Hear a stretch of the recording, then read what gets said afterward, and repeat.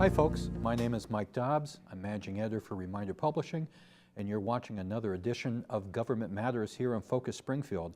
And it is my pleasure and privilege to have Congressman Richard Neal here again with us. And this is going to be a sort of a special edition because not only is Congressman Neal the Dean of the Massachusetts delegation, he is essentially just been elected as the chair of the House Ways and Means Committee. Thank you very much. Thanks, Mike. Glad to be with you. Now, all of us journalists, unfortunately, fall into very bad habits sometime. We like to use the same adjectives to describe certain things. I'm sure you've seen it in newspapers over the years. And every time I've ever seen the House Ways and Means Committee described, the word powerful is generally the adjective that describes it. So I'd like to start off just telling people what the primary purpose of that committee is, because I'm not sure if everyone understands it. Well, it actually turns 230 years old this year, and it met when the first Congress assembled. And the committee has broad jurisdiction. As you know, the Constitution suggests that all matters of revenue have to originate in the House of Representatives. And within the House of Representatives, they have to originate within the Ways and Means Committee. The committee has broad jurisdiction for taxes, trade, tariffs, management of the public debt, pensions, welfare, Social Security, Medicare, and a tax slice of Medicaid. So it's a relatively small committee by congressional standards, has 40 members, and it has generally been the center of most of the major issues that the Congress has confronted during the course of the last 2 centuries. Well, just the issues that you just ticked off, a lot of those are hot button issues that we've been talking about for quite some time. I'm going to get to some of them, but for the average person, clearly issues like Social Security and things of that nature, these are things that are part and parcel of the everyday American experience. Well, the Social Security system was born in the Ways and Means Committee. And recall that when Mr. Roosevelt signed the Social Security Act in 1935, that I don't know that he would envision that 50 years later, Lyndon Johnson would sign an amendment to the Social Security Act called Medicare. And I think that those are indications of the timeline of what the Ways and Means Committee has been responsible for. And it's also noteworthy that Lyndon Johnson flew to Missouri and he signed it in Harry Truman's living room because Truman, as you know, had been the first individual to propose national health insurance for the American people. And Johnson's determination to go forward with Medicare and then subsequently right after that with Medicaid were monumental determinations in American history. And I think that they've made America a much more egalitarian society, and we've done a pretty good job, I think, of treating our senior citizens with the necessary safety net. And I hope that we could extend that to other parts of the American population as well. And also recall that the American economic system, in terms of revenue forecasts and revenue retrieval, that they were largely based on the tariff system, that we collected tariffs to administer the federal government before the income tax was put in place. And the result is that when you consider those responsibilities, it's a very deliberative committee. I've just started my 27th year on the committee. I think that there's only one person in Massachusetts history that has served longer, and that's only about by a year. And I also would point out something I think is very important, as you referenced being dean of the Congressional delegation for Massachusetts and New England. Part of our job is to make sure when you're the dean that people get situated on important committees.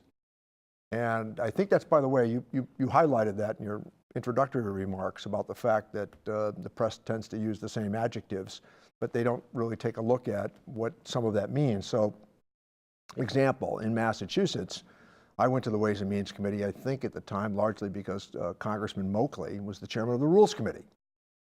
And he was the sponsor of me getting to the Ways and Means Committee. He was the sponsor of Jim McGovern getting to the Rules Committee to succeed him, who has now become the chairman of the Rules Committee. I think that there's a tendency today to denigrate inside baseball. But the truth is that your committee assignment is still your destiny in congressional life. So Catherine Clark is a member of the Appropriations Committee. Steve Lynch is a member of the Financial Services industry. Bill Keating is a member of the Homeland Security industry committee. And I call attention to that because that's the day-to-day normal functioning of Congress. And you do your work in the committee, and Woodrow Wilson was correct. The real work of Congress is within the committee structure. That's where the amendments and what we call regular order are honored and highlighted. Well, recently you were at Union Station with outgoing Connecticut Governor Daniel Malloy in basically a ceremony, informal ceremony to thank Malloy for his role in extending the commuter rail line to Springfield, which is now, we have additional north-south rail traffic. And in fact, we're going to be having a pilot program that extends it up to Greenfield, if I'm not mistaken.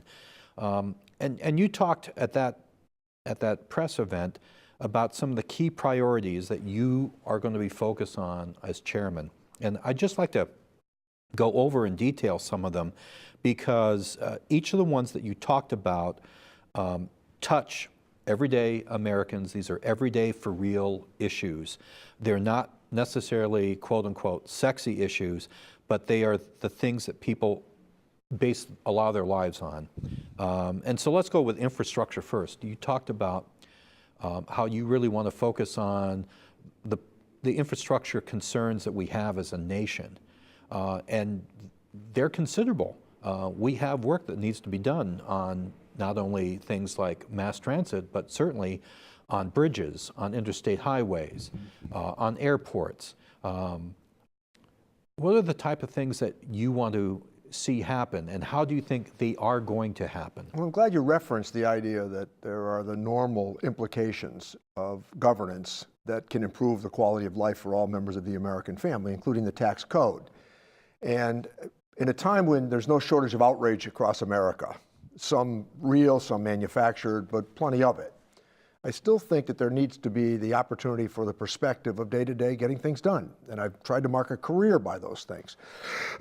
So the event at Union Station was to call attention to the fact that Governor Malloy had wisely embraced the spirit of the stimulus package that was widely derided at the time, as you know, about what we might do to get the economy back up on its feet. In October of 2008, America was losing 800,000 jobs a month. The unemployment rate actually went north of 10%. Conventional economics, Keynesian economics, suggested in an economic downturns that the government has to do two things. You have to cut taxes and you have to increase public spending or investment. We did both of those. The Ways and Means Committee offered the stimulus package to America. It was $850 billion.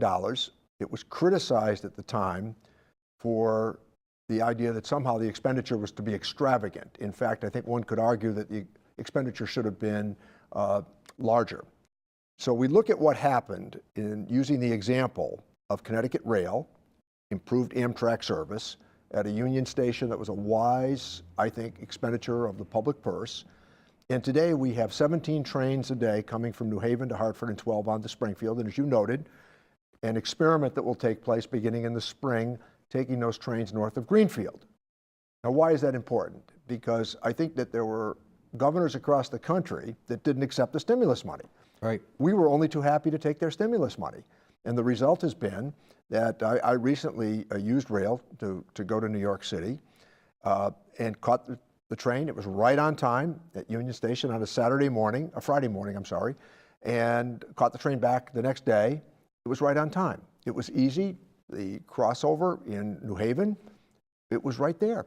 It took place within about 8 minutes of me getting off the first train. It's a nice way to travel, and I think that in terms of public investment, we can't blame the rise of China on China if they have invested as wisely as they have in infrastructure expenditure. Anybody's had a chance to travel to any part of Europe over the last decade, you can see what they've done with infrastructure: highways, airports, bridges, rail, water and sewer, broadband, all of these initiatives that we have now found it difficult to get accomplished. And Mike, when I first went to the House, public works spending was the easiest item to accomplish. It's interesting that you say this. Governor Baker was in town on Friday, part of his post-inaugural thank you tour. And he made a comment that drew some laughs. He talked about the fact that the state had given the city of Springfield some money to repair a culvert over which, at Forest Park, over which there was an entry road. And people, might say, well, a culvert. But then he said something that plays into what you're saying, which is, bridges are built over culverts, roads are built over culverts. So if you have a decaying culvert, you now have a bridge that doesn't work, or you have a road that doesn't work. Now that can have an economic impact on a community. It can have a personal impact on somebody who uses that. So even though this is not a particularly, blaring headline kind of topic, it affects every one of us in ways that maybe we don't even think about. Would you put water supplies into infrastructure as well? Is that something that would fall into Absolutely, that? and you can see the recent report from Indiana where they're having trouble with the water supply and the quality of it. What happened in Detroit just a couple of years back where people actually died because of the quality of water. And if we can take a moment here to pat ourselves on the back, I think that all the mayors before me and all the mayors after me in Springfield paid great attention to what is arguably one of the best water supplies in the country by regularly investing in it, regularly updating it. And I would always encourage people to go out and see the 3 reservoirs that supply large parts of western Massachusetts. And when you look at the Quabbin Reservoir, that was a wise investment, again, of public, I think, determination to make sure that water quality would remain very high around here. I think that when you sit in traffic, where there's been a detour now in place for 2 or 3 years, right, you come quickly to the idea that the ease with which we get from one point to another in terms of efficiency only increases productivity. And for a long time now, we've had this battle in America of largely how to pay for it. So the Trump administration, I'm accepting him at his word, has indicated that they would like to invest up to $1.5 trillion in infrastructure. And the Ways and Means Committee would oversee that expenditure in the House. And I've had that conversation with Secretary Mnuchin now in two different meetings, and I'm hopeful that it's going to mean something. So you think there may be some forward movement on that? Well, Donald Trump campaigned on the idea of infrastructure, if you recall. And I think now there's an opportunity for him to make good 2 years into his presidency on the whole idea of infrastructure. It's begging for investment in return. And Governor Patrick and Governor Baker, they've been very good on this as well. They've used some of the stimulus money to improve rail. We used some of the money for broadband expansion into the hill towns of western Massachusetts. So I think, again, there's a public responsibility and there's a private responsibility to improve infrastructure, and local governments and state governments are not in a position to do this on their own. The formula, by and large, since Mr. Eisenhower signed the Federal Highway Act, with the help, by the way, of 2 other individuals, one named Lyndon Johnson, who was the majority leader in the Senate, and Sam Rayburn, who was the Speaker of the House. It was done in a bipartisan vein, but the federal highway system for a long period of time was the envy of the world, and now that's begun, I think, to age out. So I think that when you look at how these things are done, they're long-term investments in greater efficiency, greater productivity, and a greater opportunity for the American people to enjoy the benefit. Okay, another priority that you mentioned was that you're dedicated to protecting the pre-existing condition clause of the Affordable Care Act. You want to make sure that that does not go away. That's item number 1 that the committee is going to hold a hearing on, I hope, in the next couple of weeks. And we intend to challenge what was done in that Texas federal court, where they were careful, by the way, not to strike down the Affordable Care Act. They continued to dismantle it or try to dismantle it piece by piece. Why should a child who's born with diabetes never be able to secure health insurance? Or if they do, to have the problem of being rated? And the whole idea of the Affordable Care Act, which I have defended pretty vigorously, considering that there are about 20 million more Americans who have health insurance, and as we meet here this morning in Springfield, 100% of the children in Massachusetts are covered. Right. 97% of the adults in Massachusetts are covered. And we made it work here, and in most places across the country, it's working. And despite all the criticisms it receives, that it has had the accomplishment of the mission statement that we had determined should go forward. Interesting point. The mandate essentially was the glue that held together the Affordable Care Act. You have to buy homeowners insurance. You have to buy automobile insurance. You don't buy homeowner insurance the day after your home is burned to the ground. You don't buy automobile insurance the day after you've been in an accident. Insurance is based upon shared risk. Those are actuarial realities. And I think that what we attempted to do with the Affordable Care Act was to say that everybody ought to have health insurance and that there ought to be a requirement for people to purchase it. So the parts of it that are very popular, pre-existing condition. We intend to enshrine the ban on pre-existing condition. We're going to get at that right away. We had a preliminary vote in the House last week. The hearing will come, and we're going to attempt to put that on President Trump's desk as well. The other part of it that polled very well to this day is, I think, a very important standard, keeping 26-year-olds on their parents' health insurance. You know, there's a period of time when a young person gets out of college where they might not be employed immediately, and they have to use their parents' health insurance. We thought that was a terrific idea. Capping out-of-pocket lifetime expenses. We thought that was a good idea. So by and large, despite the scorn that the conservatives have heaped upon the Affordable Care Act, most of it has worked as we intended it to. Do you see within this new Congress the political will to revisit the Affordable Care Act and perhaps fix some of the things that people have talked about needed to be fixed, not to scrap it, but to fix it to make sure it actually works better for people? You know, it's a good point, because back to the idea of bipartisanship that I mentioned a moment ago, the mandate was a Republican position. Ted Kennedy, in his memoir, when he writes about some of the errors he made in terms of public policy, he highlights one that is really essential. He said that when Richard Nixon offered the mandate to him, he turned it down.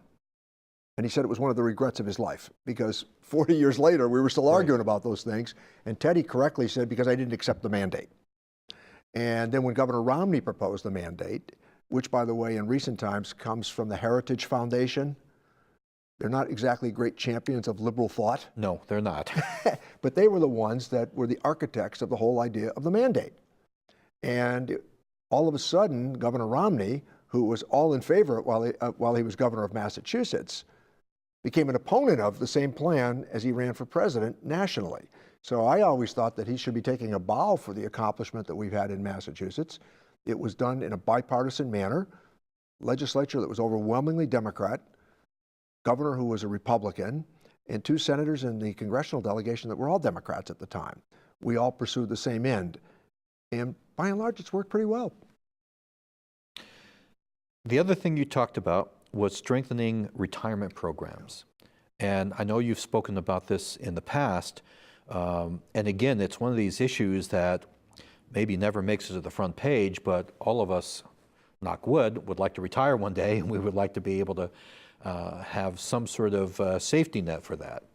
Half the people, Mike, that get up and go to work every single day in America are not in a qualified retirement plan.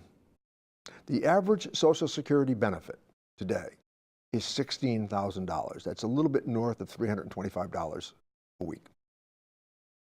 Not very much. Not very much. And the retirement system was supposed to be based upon the following: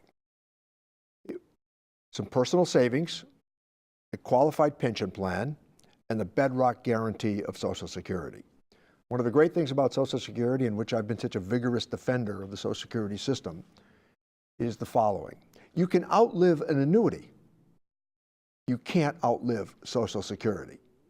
And the challenge right now for Social Security is really, how do we make sure it's there for future generations? And we intend to do that. But there's no immediate problem for Social Security. I mean, it's not as though it's going out of business tomorrow. It's got a pretty good lifeline ahead of it. But also, we need to make it easier for people to set aside a tax favor, prescribed number of dollars for their own retirement. And when I look at the idea today that in the aftermath of the recession, the number of catch-up provisions that were necessary, because a lot of employers stopped contributing during the recession, the employer match. Right. And I think right now, making it easier for people to set aside those dollars, using tax credits to make it easier for employers to set up plans, and making it harder for people to draw down the benefit for emergencies along the way. That's what we call leakage. You've got to make sure that you prevent leakage. So people that set aside, let's say $100 a week for retirement, you can't let them put $100 in, take 50 out, put 25 back in, take 75 out, because you're back to square one before you know it. So what we call opt-out, which I'm one of the authors of, and have been, again, you're right, it's not sexy. But you know what? 65 comes fast.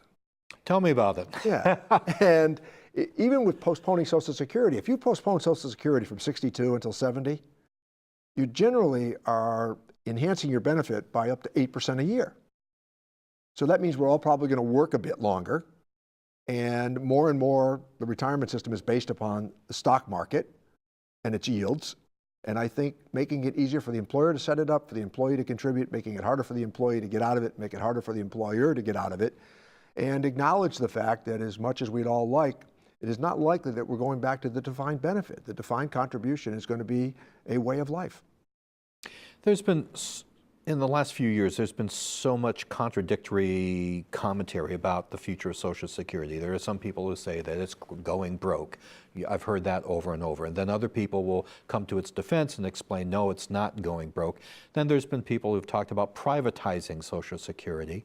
Why is there so much contradictory stuff about this? Because I would think it's a subject such as Social Security would be pretty much factual based. It is factual based. And the actuaries who administer Social Security every year, they sign a document ascertaining to the validity of the statistical data included in the Social Security report. Remember, those are Republicans and Democrats. There has been demagoguery that has surrounded Social Security since its inception. But I think there's something else that is noteworthy here. William Buckley, who in a lot of ways was the modern champion of conservative thought, a principled conservative, he had one of the best lines I've ever heard. He said that Republicans and conservatives, they hate the New Deal, they just don't want to give it up. And I think there's a lot of truth to that. Yeah. So if you recall during the Bush years, after President Bush Jr. had been reelected, the very next day he said, I've earned some chits and I'm going to spend them. And one of the things he proposed was Social Security privatization. I don't know anybody who thinks that in October of 2008, when the financial system was cratering in America, that privatizing Social Security would have been a good idea. If you call right now the Social Security Administration and you ask them what you believe your retirement benefit is going to be on the following date that you propose retirement to be for yourself, they're going to give you a number. And it's going to be pretty darn close to what the accuracy would dictate. So the optimal benefit now for the generation born during the baby boom years, I think it's 49 to 65 or something, that the optimal retirement age would be about 66 to 67. But as we live longer, and chances are we're going to work longer, the idea that if it fits, I suppose, and you want to draw it down when you're 62, fine. But there's another reality, and that if you postpone the benefit, it becomes more generous year after year. I think that this year the cap is about $132,000. So we keep moving that up every single year. And I've never even heard people that were wealthy. I know some of the wealthy families around here that I talked to at the time when Bush was proposing privatization of Social Security. They all said, bad idea. I know some of the people that ran some of the insurance agencies around here. They said, bad idea. When we do planning in a portfolio for a prospective retiree, we factor in the guarantee of Social Security. And then we encourage them to use the tax code for additional savings to build around it. A three-legged stool. Social Security, personal savings, private pension plan. Well, as someone who is looking at Social Security in the next few years, I'm glad it's going to be there for me, quite frankly. It will be there. I want to get to what's happening right now with the government shutdown. We're in our 16th day, I think, and third week. people, there's about 800,000 federal employees who are not at their jobs. Some of them, like the TSA people, are working without pay in order to provide that service for security purposes. Again, referencing your remarks at the Union Station event last week, you said that we're going to get back to a full government through negotiations and debates, and that's how you view it. So has there been any forward movement in negotiations, at least? Seems to be one guy who disagrees with me. You know, let's, again, is one who's still interested in ascertaining facts as opposed to just offering opinions all of the time for many. So let's retrace where this cruel and unnecessary shutdown has occurred. Republicans and Democrats in the House and the Senate about a month ago agreed to expenditure caps going forward in what we call the regular order of passing the appropriations bills for the country. So we had already passed about half, and they had been signed into law, including the defense budget by the president. And we'd actually agreed to 6 additional spending bills. The one we disagreed over was Homeland Security. And in that discussion, the president actually agreed to the 6 bills, as did Mitch McConnell. And then all of a sudden, as the president was prepared to sign these bills, conservative commentary became pretty incendiary. And the name calling started. And all of a sudden, we discovered that the president's intention had been reversed. And he decided that he was going to hold up all 7 spending bills because he disagreed with Democrats in Congress over one, Homeland Security. And the crux of the argument is over the border wall that he has proposed. Now, he highlighted for the better part of 2 years that not only was he going to construct a big and beautiful border wall, but Mexico was going to pay for it. Mm-hmm. Now, the difference between taking that literally and figuratively, I suppose, now is the chasm that keeps the 2 sides apart. But the following is true. He has spent down less than 10% of previous allocations that have been offered him for border security. That's what I had read recently, and I Close to 6, by the way, 6%. They haven't spent what they've had. Right. So it seems to me a basic rule of government that I've always heard is that if you are allocated X, you should spend X, because it's difficult to come back to the well and say, I want more, when you haven't spent what you've already been given. When we put the money in for the federal courthouse, which is now coming up on the 10th year anniversary, and understanding there were about 10 years of planning that went into that, even though it cost, I think, with the public improvements around it, about $70 million, you don't spend $70 million in the first year. Right. You have the architect, you have the engineer, you have the construction company. They all agree on what the drawdown will be year after year. And that's essentially what has happened with the border wall. They have not spent what they've had, and he's demanding this number of $5 billion that many of us can't imagine what he's talking about, because he's been back and forth on this. No longer is it going to be a 2,000-mile border with Mexico that's going to cost $40 billion, but in the last 24 hours, members of his administration said, well, they could do a steel fence. Others have said, well, we could do enhanced technology. There are a lot of things you can do with border security. I'm not for open borders. Not for 1 minute. You need to know who's in the country. But the truth of the matter is, the problem that we have with immigration in America is that we can't agree upon a reform package that makes sense, which, by the way, we once were able to during my time. We did it twice while I've been in Congress. And understanding that if you want to increase productivity, you're going to need a legal path of immigration. But the idea that we haven't been able to do it has caused reasonable consternation on the border. And the problem has been that people come to America from all over and they overstay their visas. That's the real issue. And the president has highlighted, because of his campaign rhetoric, the idea that all of a sudden that there's this army cascading across Central America over American borders. We think that more immigration officers and the better use of technology and the idea of enhancing our courts, our immigration courts, all of these things can be done in a reasonable way. Ronald Reagan's quote is right on target. We will change the whole ideal of America if we simply say we're not going to take immigrants anymore. When you look at the Nobel Prize winners that we've had over the last decade, overwhelmingly they've been immigrants. When you look at the Valley, where we all live, the contributions of immigrant groups during my lifetime have been staggering. And America we have set ourselves aside, as Reagan noted, based upon this ideal that it's desirable to have the title of American. Again, let me ask you to gaze into your crystal ball. Do you see forward movement in getting a comprehensive immigration package through this Congress? Well, it's going to be difficult, but I also think that we're not going to continue to go through these battles every 6 months, which might force the debate. It might force a plan. We voted for a pretty good immigration bill just a couple of years ago, and even though George Bush Jr. was in favor of it, Republicans walked away from it.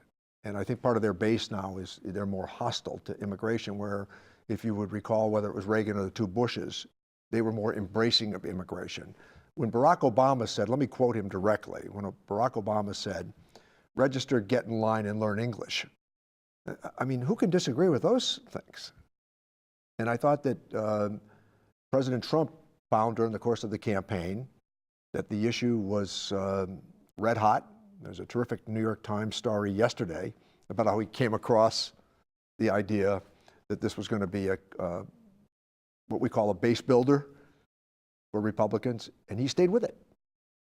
And the result has been, as you know, that we have not been able to shake ourselves free from now much of the factually dismissive parts of the argument. With the shutdown going on. Let me use one more example, because you're onto something. I really like economics. So right now, this morning in America, there are more than 7 million jobs that go unanswered. 18,000 precision manufacturing jobs in New England alone that go unanswered. If you want to increase productivity, which is still the most important aspect of economic debate in terms of improving the quality of life, you're going to need a steady flow of immigrants. And this idea that you're going to round them up and send them all back is impractical. And I always use the example that if you're in Boston on an October afternoon and you're walking down Boylston Street or Newbury Street, if you don't understand the role that immigration plays in Massachusetts, you're making a severe miscalculation. I agree. When we look at the diversity of the Valley here, and we see, I like to describe Springfield to people as a community where everybody lives. There's so much diversity. People have come here and they've really added to it. It's enriched all of our lives. The fact of the matter that we're focusing on this border wall instead of focusing on, as you mentioned, the real issue that the majority of illegal immigrants are people who've come here and overstayed their visas. So how do we address this? And the other part of it, I think, too, is to subtract the demagoguery from some of the discussion and debate by the following. I mean, I think for Democrats, we need to say, if you commit a felony and you're found guilty, you're gone if you're an illegal immigrant and you're undocumented. I mean, I don't understand why anybody would not support that position. You know, that there is a responsibility that comes with citizenship or the quest for citizenship. So I think that addressing the issue of those who overstay their visas, addressing the issue of felonious conduct, those are legitimate debates. But at the same time, understand that, you know, if you travel up to some of the farming communities in the 1st Congressional District, they rely upon an awful lot of undocumented help. On Cape Cod, I was at an event where I spoke at for a member of Bill Keating not long ago, and one of the things that struck me was they pointed out that they have large number of people who come from Jamaica. Starting in May, they go back home in November. Right. I mean, if you're from Jamaica, you're unlikely going to participate in a New England winter. And so it works very well. So I think the whole idea of guest entry, makes some sense as well. I think the whole idea of worker visas, people that want to walk across the border who are fully documented, they want to do day jobs, I think that those are very important considerations. You're a historian, I know that. So in terms of history, how many times have we shut down the government in this manner? And have we had an economic impact from the shutdown? I mean, we're talking about 800,000 people who are going to have their paychecks delayed. That is an impact. Well, we're coming up on what could be the longest shutdown in American history. Speaker Gingrich, he employed the tactic twice. It didn't go very well, and it's not going to go very well now for President Trump. When you look at polling, the problem is that the Republican base, they're very supportive of the president on this issue of the border wall, but the American people, by and large, aren't. I mean, Democrats overwhelmingly oppose it, and independents overwhelmingly oppose it. So the question is, do you still try to work up your base, or do you try to find a plan where we can get the government open fairly quickly? It's estimated now that it's about $1.5 billion a week in terms of gross domestic product that is subtracted. And at a time when we should be increasing GDP, we shouldn't have this legislative stalemate that is costing us. Okay, so I think one aspect about the shutdown that I've now heard people talk about is about the IRS. Right. This is tax season. Tax season is coming up. There are people, not me because I'm a slug on these matters, that get their taxes done and they want their refund done immediately. Are they going to get a refund check? Plus, at the end of the year, you have to do, many businesses rely upon estimated tax payments. Right. So And if when the you do an IRS... estimated tax payment, you work with the IRS, you work with the State Department of Revenue for the purpose of making a calculation that ought to be as close to accuracy as it can be. And I think that right now, for example, with more than 80% of the IRS furloughed, if people have day-to-day questions about tax preparation, they're not going to get an answer. And that means that if we are not careful, and this keeps going, that refunds, which a lot of people at the lower end of the economic spectrum come to depend upon to pay down Christmas debt, for example, or to make payments on other items on an annual basis, that that's not going to happen the way they've envisioned it. So I think that that presents a problem in and of itself as well. There's a lot of retail now that advertises, you know, use your refund check to buy your big ticket item, whatever that might be. So you can see this cascading down through the retail sector as well if this isn't fixed. And, you know, we have this, there's another great story about how great America is, that we have a compliance rate of tax payment that's in excess of about 86% of the American people annually. Now, I'm not saying that they put a big smile on when they pay their taxes, but you know what? It speaks well of the American people that they acknowledge that you need good schools, a good education system, that you need a defense system for the country, that you need Social Security, you need Medicare, you need a safety net, and you need an agricultural department, you need a labor department, you need a commerce department. And so the American people, pretty wild when you stop and think of it. You compare it to Southern Europe, for example, where tax systems are routinely gamed. We in America pay our taxes. And even as we see that deadline coming of April 15th every year, we anticipate how best to meet it, because that's part of the obligation of citizenship. And we need a tax system. By the way, the argument over the tax system in America always starts with more taxes or less taxes, instead of, how about a tax system that improves the quality of life for all members of the American family? But the point is that the IRS, they offer guidance to tax preparation. And they tend to be careerists. They answer your questions. And over the years that I've been a member of the House, anytime a citizen has stepped forward and said to me, as they visited the office, I've got a problem on my taxes. Would you work with, could you get the IRS to work with me to pay the taxes? And as long as you meet the payment schedule that you've agreed to with them, they'll work it through for you. Right. The other thing I wanted to bring up is we've got a lot of press right now about the composition of the new Congress. We have more women in Congress than ever before. And we also have had a lot of attention paid to several of these new members of Congress whose politics within the Democratic Party are a little bit left of center.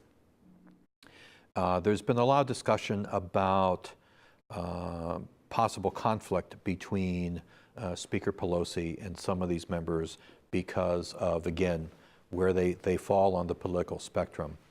Do you see this as an actual issue, or is this just members of my profession trying to gin up some headlines? Well, I think that the Democratic Party has always been a noisy family, and there should be room for people that have divergent opinions. But we also understand that one of the great things about the political party system that is, I think, dismissed today is that political parties aggregate interests. You don't always get what you want within the framework of what it is that you try to pass. And I was referencing earlier what we call the regular order of amendments, and you go through the process of hearings and markups, and it tends to be, by the way, pretty boring. You're there at 3 o'clock in the morning in the Ways and Means room, and there's somebody that still wants that last amendment, and they're holding out, and you say, okay, we're not going to get to it today, but we're going to come back here tomorrow and try to sort it. The difficulty is, I think that the national news media, they like shiny objects, and they gravitate towards shiny objects. So in this past election, where it looks as though we've done better than at any time since Watergate as Democrats, it looks as though we've picked up about 41 seats with still one to be decided in North Carolina. But clearly the focus here has been on individuals who won interesting races. And you know what? Glad to have them aboard. Glad to include them in the family. But it's very different than the narrative that the media have created. When they talk about some of the individuals who have received an awful lot of coverage, and again, more power to them, there's another part of that argument, and that is about 25 of the 41 won in what were known as Trump victory districts 2 years ago. So in New Jersey, where we won 4 seats, we either won the seat of a retiring Republican or our candidate defeated a Republican. In Orange County, none of us in the preliminary discussions were talking about winning 7 seats in California. We now have every seat in Orange County. The most conservative part of California is a Democratic rep. We have a Democratic rep in South Carolina. We have a Democratic rep in Oklahoma. They haven't received the glitzy treatment of the national news media, but I dare say that holding on to those seats will constitute our majority. Because the ones that tend to have drawn a lot of the attention, they overwhelmingly have what we call safe Democratic seats. Those are Democratic performing districts. And I think that that's the strength of Speaker Pelosi. She's going to have to meld some of the assertiveness from some of the newer members who have won. And by the way, before they've done anything, been treated with great fanfare. And at the same time, how to hold on to Mikey Sherrill's seat in New Jersey. And I think that for us, with those 41 seats, many of those people are going to have opponents come March of this year. Because people are going to say, that's a Republican seat, I can win that. That's a swing district, I can win that. And the danger for them is going to be perhaps the self-funder, and the idea that the Republican Congressional Campaign Committee is going to roll over. They're already looking at these districts. And they're saying, what kind of a candidate in 2 years would be, even with Trump on the ballot, electable on our side? So I think that you're correct in your assessment that despite the fact that the national media has paid great attention to a handful of candidates that have been successful, and again, we're happy that they were successful, but the truth is that the bigger story is for those who won Republican seats. The Senate, of course, is still in Republican hands.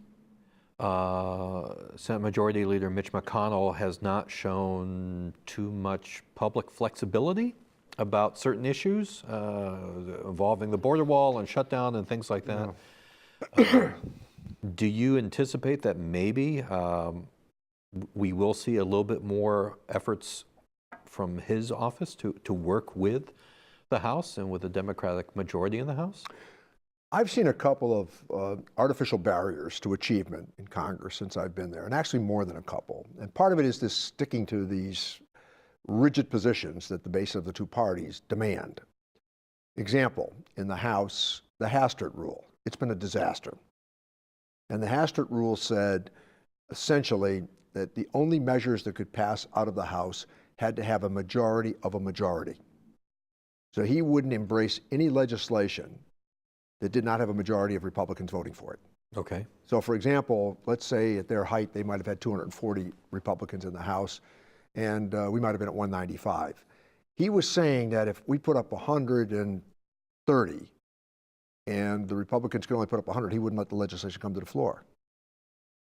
McConnell is now saying the same thing in the Senate. He's saying he will not put on the Senate floor anything that President Trump won't sign. Well, how do we know President Trump won't sign it if we don't pass it? So Speaker Pelosi's position is going to be, correctly, that she's going to pass a lot of major, serious legislation and put it on the Senate floor. You know, the numbers, incidentally, that leaned against us in this round of Senate elections, they leaned towards us in 2 years. It's all reversed. So the number of Republicans that are going to be in contested seats is going to be where the formula was this time around, where we had to defend a lot of Democratic seats in Republican-leaning or Republican-trending states. That won't be the case. It'll be just the opposite in 2 years. So if you're Mitch McConnell, you've got to pay some attention to that. I just don't like this creation of these artificial or superficial barriers to getting things done. I mean, I went to the House for the purpose of getting things done, and for years we were able to get big things done. And now all of a sudden it's stalled out, again, because the Freedom Caucus in the House, made up of 40 people, they say to the Speaker of the House, "You're finished if you go forward with this." I saw Speaker Ryan just days before he departed, and I think he was happy to go. And I knew John Boehner very well. I think he was happy to go. And I think Nancy Pelosi is savvy enough that she'll marry the forces of those districts that lean Republican, that we've won, to the more activist part of our caucus, so that we can demonstrate some governance going into the next round of a presidential election and senatorial elections, where we conceivably could have all three levers of the federal government. Wow. One final thing before we wrap up. I want to thank you very much for doing this. I know that you're not a soundbite, headline-grabbing kind of guy. But as chair of Ways and Means, you're going to have a lot of reporters thrusting microphones into your face. I've already experienced it. What is going to be your tactic in terms of getting your message out without having to play the Sunday morning talking head game that so many people play from Congress? Well, I think when people talk about the years I've been in government, I get things done. And I think that that's the measurement you want, that's the legacy you want, but I've already had this happen to me. And I'm going to use a quote, and I think it comes from Speaker McCormick. And it sums it up very nicely, the manner in which you've described it. McCormick said, "Just remember, you never have to explain anything you didn't say." That's perfect. There's a lot of truth to it. Perfect. Yes, it is. Yep. Yes, it is. Congressman, thank you so much for Thank taking you. the time. I Nice really to be with you, appreciate Mike. it. And folks, thanks very much for joining us here on Focus Springfield, and stay tuned in the future for another edition of Government Matters.